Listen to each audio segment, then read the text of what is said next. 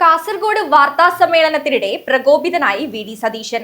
Wayanad fund സംബന്ധിച്ചും ജമാഅത്ത് ഇസ്ലാമി ബന്ധവും ചോദിച്ചപ്പോഴായിരുന്നു പ്രകോപനം.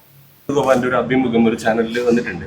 ആ അഭിമുഖത്തിൽ മുഖ്യമന്ത്രിക്കുള്ള ഒരു മറുപടി പറഞ്ഞിട്ടുണ്ട്. മുഖ്യമന്ത്രിക്കുള്ള മറുപടി എന്ന് പറയുന്നത് വയനാട് ഫണ്ടുമായി ബന്ധപ്പെട്ട് ധനലക്ഷ്മി ബാങ്കിലാണ് തിരുവനന്തപുരത്തെ അക്കൗണ്ട് ഉള്ളത്. ധനലക്ഷ്മി ബാങ്കിൽ വന്ന തുക ഉപയോഗിച്ച് ഭൂമി വാങ്ങി. പക്ഷേ ഭൂമി വാങ്ങാൻ മതിയായ തുക അതിലെത്തിയിട്ടുണ്ടായിരുന്നില്ല. കയ്യിൽ നിന്ന് പൈസ എടുത്തിട്ടാണ് ഈ ഭൂമി വാങ്ങിച്ചത് എന്നാണ് പറഞ്ഞത്. അപ്പോൾ ഇനിയിപ്പോൾ ആ ധനലക്ഷ്മി ബാങ്ക് അക്കൗണ്ടിൽ പൈസയൊന്നും ഇല്ലേ? അല്ല, അതൊന്നും നിങ്ങളോട് പറയേണ്ട ആവശ്യമില്ല, നിങ്ങളോട് പറയേണ്ട കാര്യമില്ല. ഒരു പ്രോജക്റ്റിൻ്റെ കണക്ക് അവതരിപ്പിക്കുന്ന എപ്പോഴാണ്? ആ പ്രോജക്റ്റ് തീർന്നു കഴിയുമ്പോൾ അവിടെ ഞങ്ങൾ സ്ഥലം മേടിച്ച് അവിടെ കെട്ടിടം പണിത് പ്രോജക്റ്റ് തീർന്നു കഴിയുമ്പോൾ കണക്ക് പറയും. നിങ്ങൾ മുഖ്യമന്ത്രിയോട് ചോദിച്ചതിൻ്റെ കണക്ക് പറഞ്ഞില്ല.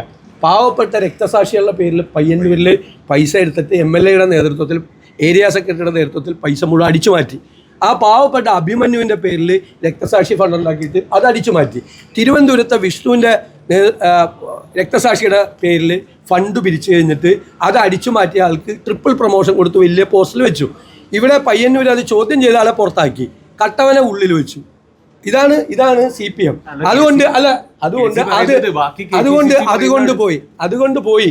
അതുകൊണ്ട് അതിനെക്കുറിച്ചൊന്ന് അന്വേഷിക്കും. പാവപ്പെട്ട രക്തസാക്ഷികളുടെ പേരിൽ ഇപ്പം അഭിമന്യുവിനെ SDPIക്കാർ കൊന്നെന്നാണ് ദേശാഭിമാനി പത്രത്തിലും കൈരളിയിലും പറഞ്ഞത്. മനസ്സിലായില്ലേ?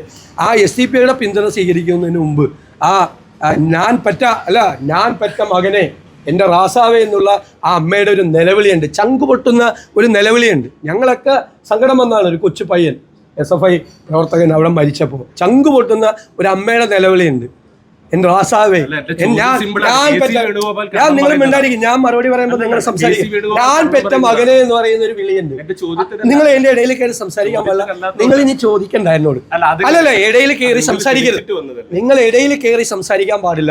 അതിനുള്ള അധികം നിങ്ങൾ നിർത്തി. നിങ്ങൾ ഒരു ചോദ്യത്തിനും മറുപടി ഇല്ല.